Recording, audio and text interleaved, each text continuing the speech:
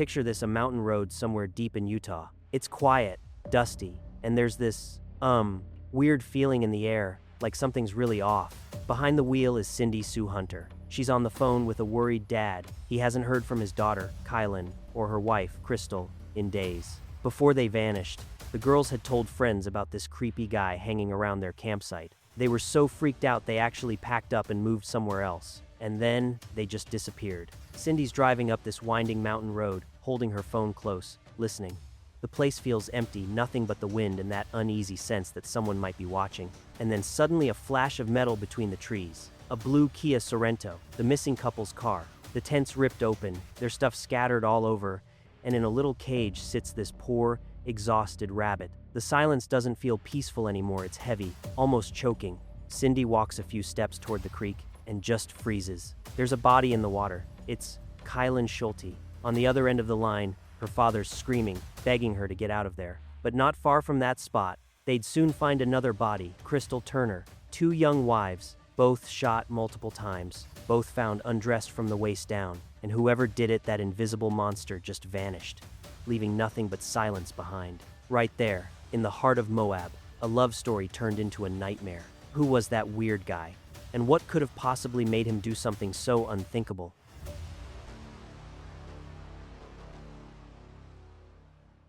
Okay, so before we jump into the story real quick, I gotta ask you guys to, support the channel. Hit that subscribe button, give this video a like, and if you feel like it, share it with someone. It seriously helps so much to keep this project going and lets us do even more deep dive investigations. And while you're at it, tell me in the comments, if you were in Cindy's shoes, what would you have done? Would you keep going? Or, just run for your life?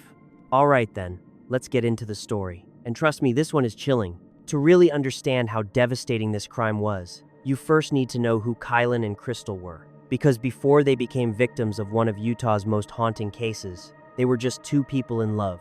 Kylan Carol Schulte was 24. She was born in Billings, Montana, surrounded by mountains, music, and freedom. Her dad, Sean Paul, was a traveler, a musician, and kind of a storyteller at heart. Her mom, Valerie Carr Tragalth, raised her with so much warmth and love.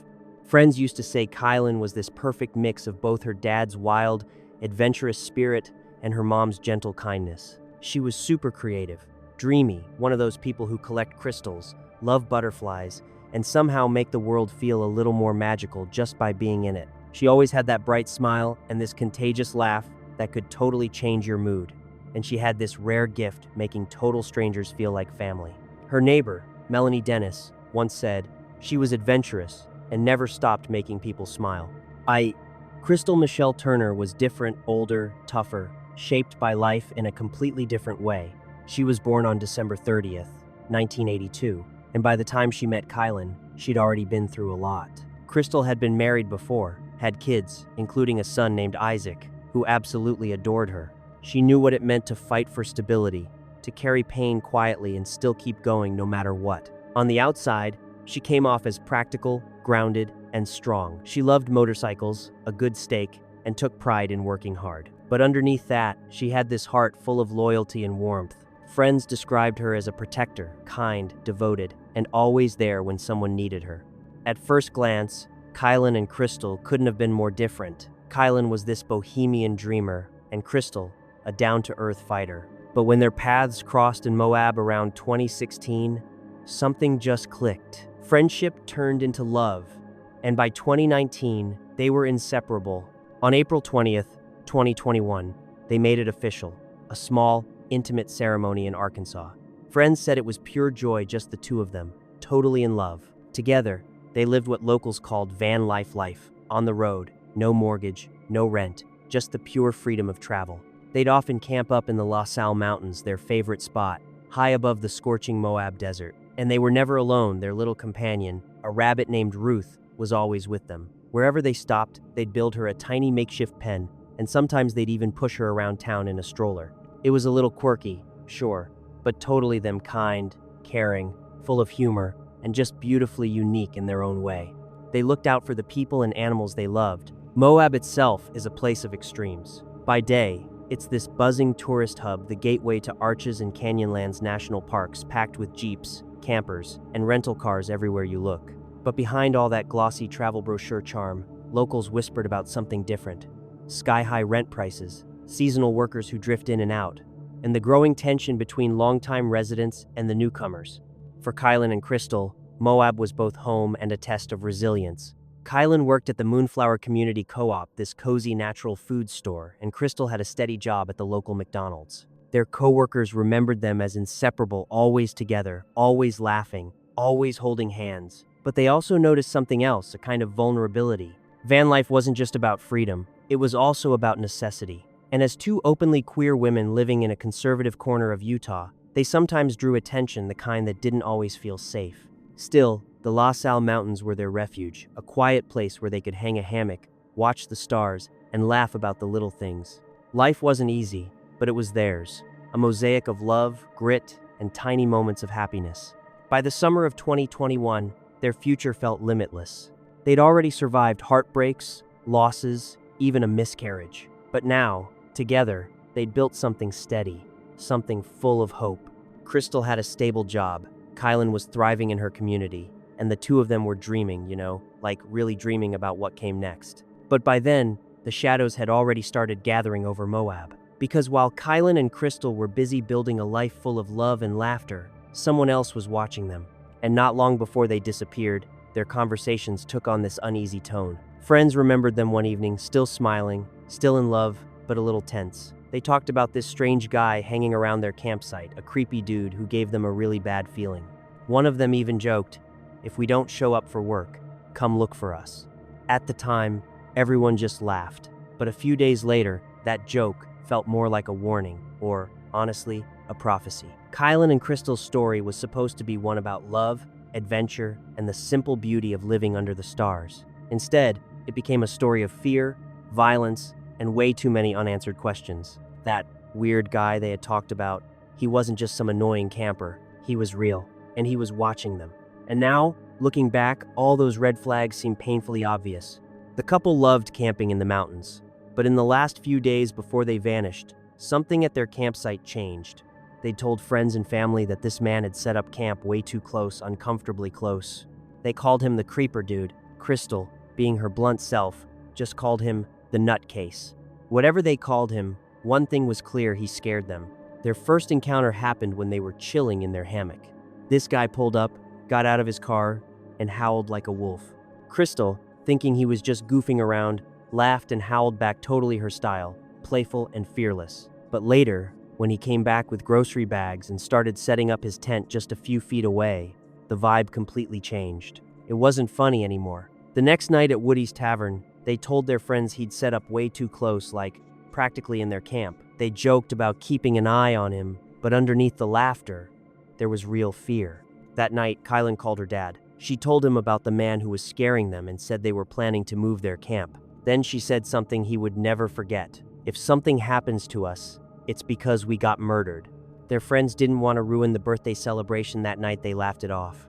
No one insisted the girls stay in town. No one followed them back up the mountain. And no one knew that danger was already waiting for them. In the next few days, Kylan and Crystal stopped answering calls. They didn't show up for work. On August 16th, their co-workers reported them missing. By August 17th, Kylan's dad, Sean Paul, was desperate. He told his friend, Cindy Sue Hunter, about the weird guy and begged her to drive into the mountains to look for the girls. The next morning, while still on the phone with Kylan's dad, Cindy Sue made a horrifying discovery near a small creek. When police arrived, the campsite told the story itself. A blue Kia Sorento parked nearby.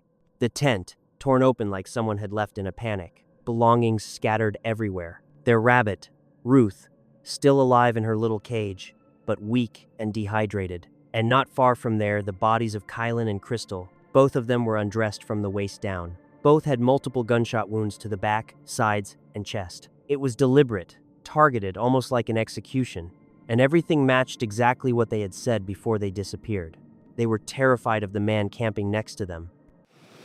Brian and Amy, just such a sad night here. Crystal and Kai, as everyone knew her, were so loved by the Moab community. You can see just how many people showed up here tonight to pay their respects. You know, people shared stories of the couple and talked about how Kai's smile brightened everyone's day. They talked about the women's love of adventure and how much they're really going to be missed. And then they talked about the heartache and the desperate desire to find the killer or killers. You sit here and think, what happened? Why won't they tell us anything? Why was this happen to these girls? They were the life of the party, and you sit here and think, why them?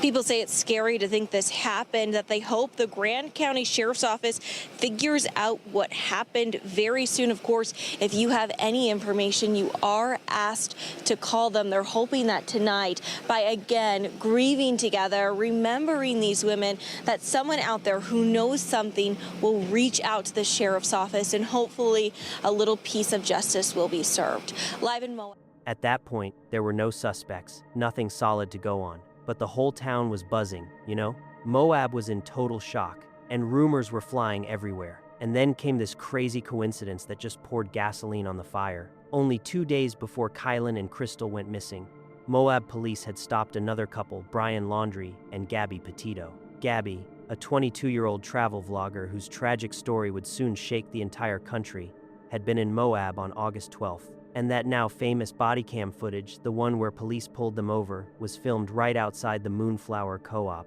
the store where Kylan worked. So, of course, people started asking the big, terrifying questions. Could there be a connection? Was the same darkness that fell over Gabby and Brian somehow tied to Kylan and Crystal too? At the time, no one had answers.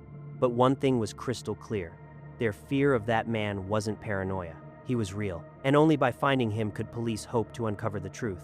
Over the next few days, investigators combed through cell tower data, surveillance footage, and witness statements, but the case only got more tangled. There was even an audio clip floating around that some claimed captured screams from that area. The crime scene didn't suggest robbery, the money, their things, even their car were untouched. So yeah, this wasn't about theft. This was personal. Then the autopsy revealed more. Both women had been shot with Hornady critical defense rounds, hollow point bullets with those distinctive little red plastic tips. Detectives noted how unusual those bullets were. You almost never see them in homicide cases. That detail would turn out to matter a lot later on. At the start, police had barely any leads. They canvassed the nearby campsites, hoping anyone had seen something. They also impounded both of the couple's vehicles, the blue Kia Sorento and their broken-down Ford Econoline van. Meanwhile, the Moab community was reeling.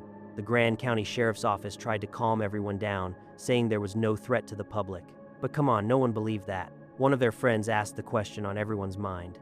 How are we supposed to feel safe when 2 women were just shot in the mountains and nobody's been arrested? To many, it felt like the authorities cared more about protecting Moab's tourist image than protecting its residents. And when the Gabby Petito case suddenly exploded across national news, the speculation only got louder. The timeline was impossible to ignore. On August 12th, Gabby Petito and Brian Laundrie were stopped by Moab police right by Moonflower Co-op where Kylan worked. On August 13th, Kylan and Crystal were last seen at Woody's Tavern. And by August 18th, their bodies were found in the LaSalle Mountains. For a lot of people, it just felt like too big of a coincidence. Even the police admitted they couldn't rule out a connection at first. But eventually, authorities confirmed what some feared and others doubted.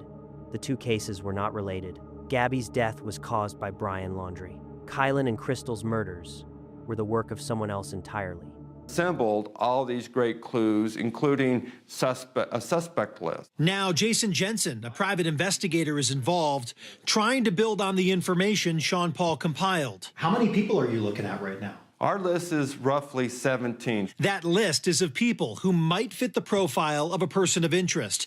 But since all of the physical evidence is in the possession of law enforcement, he's having to take a different approach. This is where Crystal and Kylan camped. He recently visited the site where Kylan and Crystal were found. What we're hoping for is that satellite imagery will identify the color of a car that was parked next to Kylan and Crystal's camp, so that we got a color, and hopefully if it's clear enough imagery, we might be able to get a sky view and discern what the make and model might be.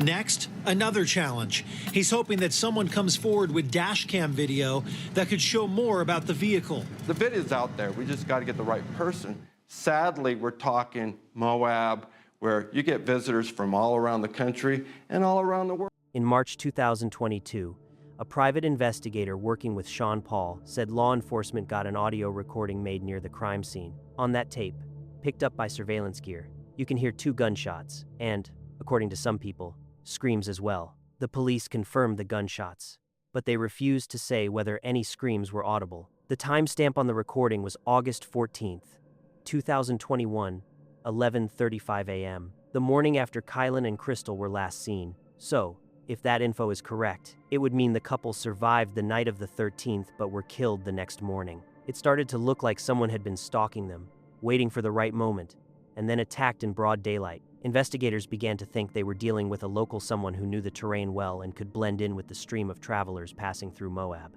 And bit by bit, the puzzle began to fit. A man, maybe a drifter or a co-worker, someone with a short fuse and very dark thoughts, basically, as police later put it, a person who had been hiding in plain sight. From the moment the scene was secured, detectives knew this case would be tough. 2 victims, multiple gunshot wounds, no obvious motive. And in a small town, rumors spread faster than facts, you know? The Grand County Sheriff's Office immediately asked for help. The FBI, the Utah State Bureau of Investigation, and even the U.S. Forest Service joined the probe. But even with federal resources, the trail ran cold. Investigators started with the physical evidence. Those rare rounds Hornady Critical Defense grabbed attention right away. Ballistics experts narrowed the possible weapon down to 2 models of Glock 17 or Glock 19, both 9mm. It was a lead, sure, but without a suspect it didn't get them very far. Police also analyzed cell tower data around the Jimmy Keene Flats area for August 13th through 15th. Every phone that pinged within a 2-mile radius was traced. They were hoping one of those devices would belong to the killer, but it came up empty. Way too many people passed through the mountains those days. For the families, it was unbearable. Kylan's father spilled his grief publicly, posting updates, sharing his pain, despair, and fierce determination to find the truth. He even set up what he called a tip booth in Swanee City Park, a folding table covered with photos of the women, handwritten notes, and a box for anonymous tips. He sat there every single day. Locals said he looked exhausted, like a man stuck in the mountains of his own sorrow. Over time, he collected almost 50 tips. Some sounded plausible, others were pure speculation, but none of them produced concrete results. Sean Paul Schulte says it's hard not to consider the kind of attention that Gabby Petito's case got when compared with that of his daughter, Kylan Schulte and Crystal Turner. And he's asking people to remember that their killer is still out there. For the past 3 weeks, Sean Paul Schulte has been right here. There's a spot where I would sit and wait for the girls.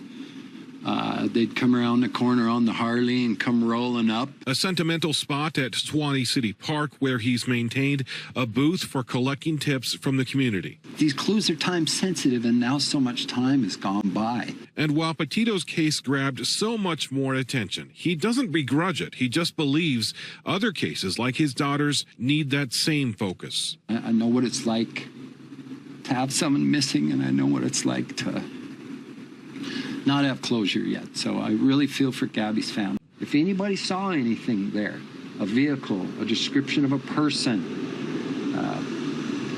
with a dog, a weirdo with a gun, whatever it is. Schulte says dozens of people have brought him clues, and through his time here in town, he's seen how much Kylan and Crystal were loved. The town cherished those.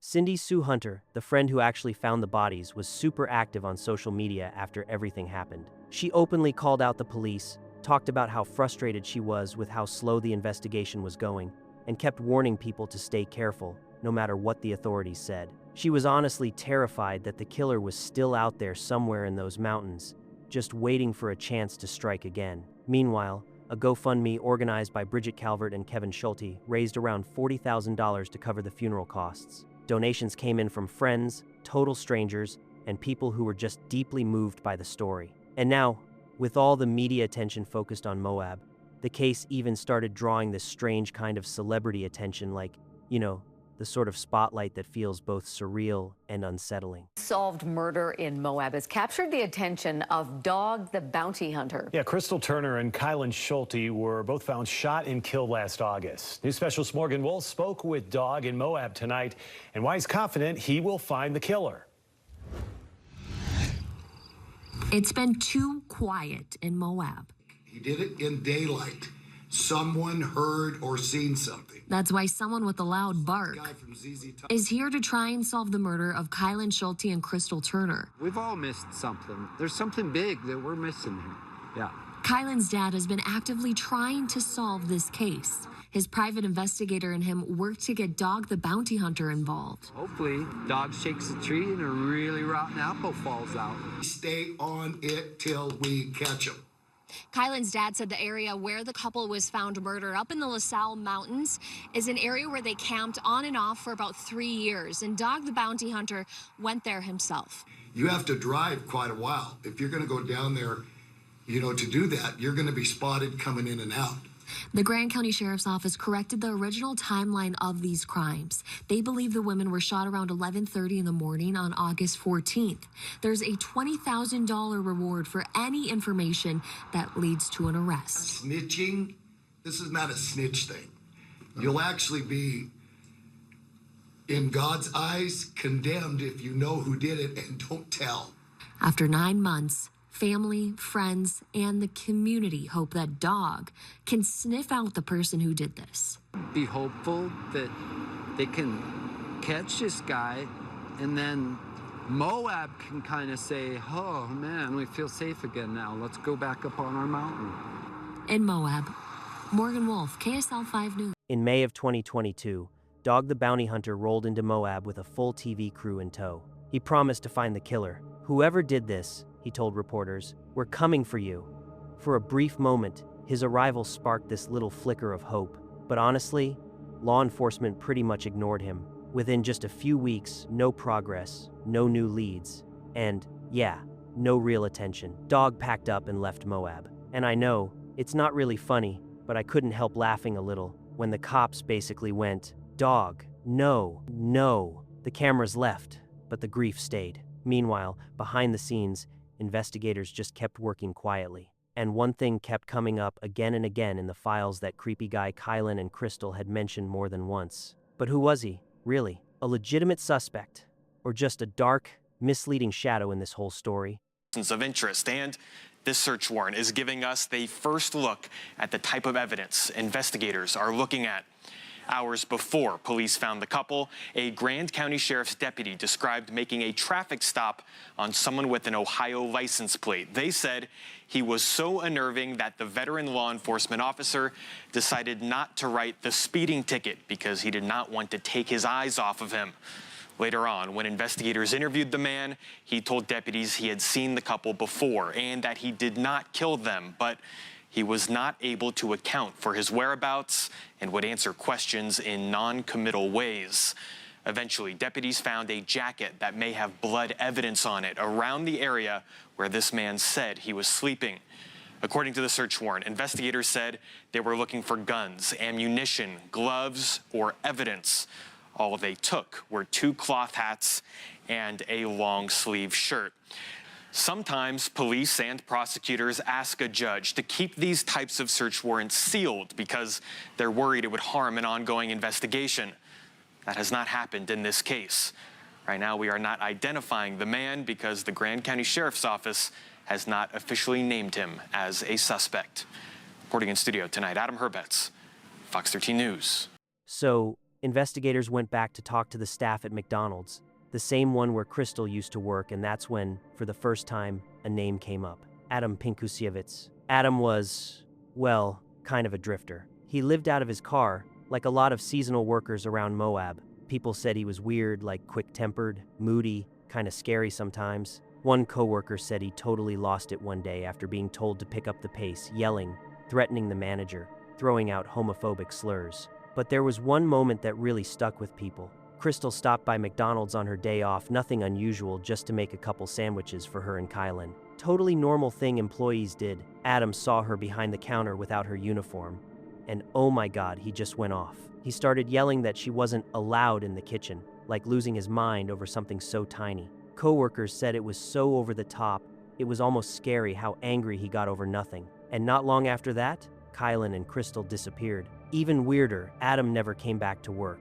didn't even pick up his last paycheck. He just vanished. At first, it might have looked like another weird coincidence in a case full of them, but when detectives dug deeper, things started getting darker. Turns out Adam owned a black Toyota Yaris, the same kind of car caught on camera along LaSalle Loop Road the day after the murders. And get this, back in 2019, he'd bought a Glock 19, one of the two exact models police believed could have been used in the killings. Even creepier, he had a record of buying Hornady critical defense rounds, those same rare bullets found at the crime scene. By May of 2022, detectives were like, okay, this can't just be coincidence anymore. They knew they had to find Adam and question him. So yeah, that creepy dude the girls had talked about, he wasn't just some paranoid story. He was real, and his name was Adam Pinkusewicz. But there was one big problem: Adam wasn't in Moab anymore. By the spring of 2022, investigators had a pile of circumstantial evidence: a hostile coworker, a drifter with a black Toyota, who conveniently vanished right after the girls did.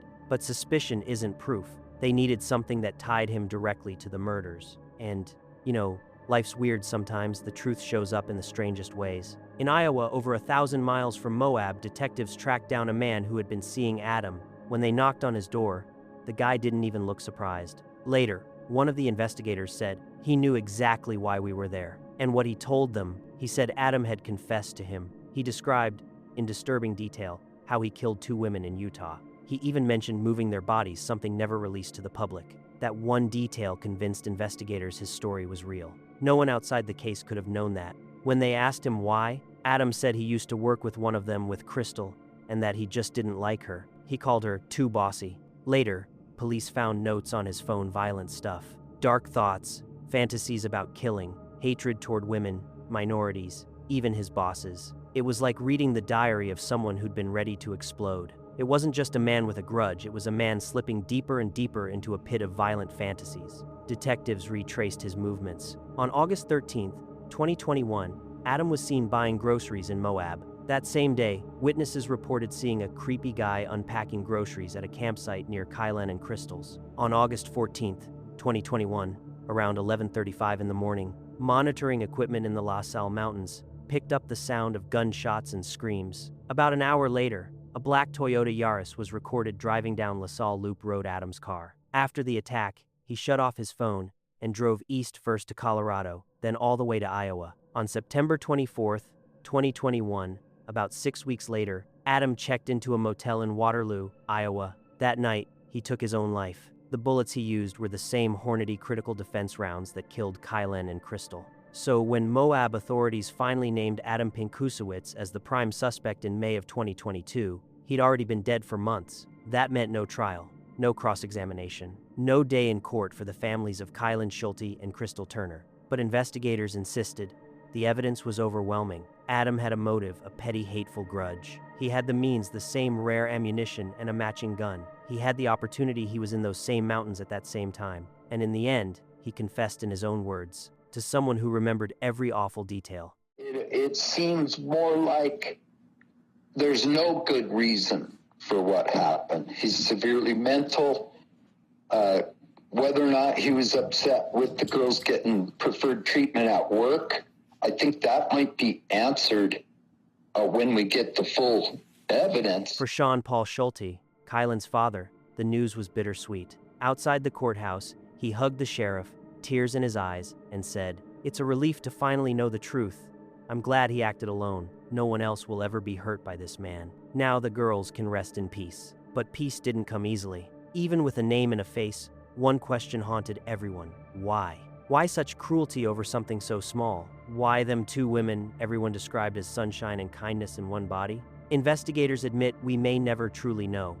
Some believe it was random rage, others, a psychotic break, and some that it really did begin with that petty grudge at work. In his phone notes, Adam had written that violent thoughts were always in my head, like an inevitability, and that he was just waiting for the chance. When he saw Kylan and Crystal open, loving, free, living the kind of life he could never have. something in him broke. By December of 2022, the case was officially closed. The Grand County Sheriff's Office confirmed it. Adam Pinkusiewicz was the killer. But even then, Moab and much of the country still felt uneasy, because if Kylan and Crystal could be murdered, in the very place they felt safest and most alive, what did that mean for everyone else chasing that same freedom? The town tried to move forward, but the shadow of their loss still lingers in the LaSalle Mountains. Even with answers, the story feels unfinished. There was no trial, no verdict, no moment where the killer was forced to face what he'd done. Adam Pinkusiewicz left behind only violent writings and a half-finished confession. Justice, in the end, existed only on paper, and that was never enough. The mountains, once their sanctuary, became the backdrop of their final moments. And when you compare their case to the one that consumed national headlines, the Gabby Petito case, the contrast is hard to ignore. Not all victims are seen equally, even when they are loved just the same. In the wake of tragedy, Sean Paul founded the Sunny Rose Housing Foundation, named after the couple's favorite flowers, to help Moab's workers find safe, stable housing, the kind his daughter never got the chance to have. Frozen in time, that's how Sean Paul Schulte, Kylan's dad, explains how the past year and a half has been for him while he was trying to get answers about what happened to his girls. But now, after the case is closed, he feels like he can finally move on with his life, carrying on their legacy. Shackles and the weights and all the binding that's been on me for a year and a half has all been lifted. On Thursday, officials presented their findings and say Adam Pinkusiewicz murdered them and closed the case. Them closing the case with such a plethora of evidence is worth celebrating. I'm excited to start my life again. Sean Paul says watching the briefing where officials explained what happened to the girls did give him the closure he needed. Just one thing after another was, oh my God, they have that. Oh my God, they have oh my God, they got the receipt from the gun. I mean, it was just one thing after another just built up to this really super euphoric feeling of just elation with the facts that I didn't even know they were shot in the tent. He says initially he was frustrated with how the investigation was handled. Why are you not telling me this person's a suspect? That person's not a suspect. We have this evidence. We have that evidence. Sean Paul, you're a parent. You're going to go online and blab this stuff all over the internet. He understood why it happened that way, but wishes it were handled differently. They could do a better job helping you, comforting you, communicating to you, instead of being standoffish to you. And now he can focus on his family, raise his younger kids, and move forward. I want them to see our family celebrating that this case is closed. I want the littles to see a little bit of glimmer in their dad's eye. Maybe hear him laugh, maybe hear him play his guitar. Sean Paul says along with starting a new chapter of his life, his goal is to help raise awareness and share a roadmap so other people who lose a loved one know how to navigate this process. And thank God Ruth the rabbit survived. Terrified, shaken, but alive. For their friends, she became a symbol of Kylan and Crystal's spirit. Fragile, yet unbreakable. She's still alive today. People remember their light. Kylan's laughter, Crystal's kindness, the way they were always holding hands. They were pure sunshine, friends say. They were love. They were light. Two souls who embodied joy were silenced by someone who embodied rage and darkness. If you ever find yourself driving down LaSalle Loop Road, you'll see the aspens, the streams, you'll breathe in that crisp mountain air. But for those who know the story, that view will never look the same again. Because right there, among those trees, the final chapter of Kylan and Crystal's love story was written, and it stands as a reminder that even in the most beautiful places, unspeakable darkness can still hide.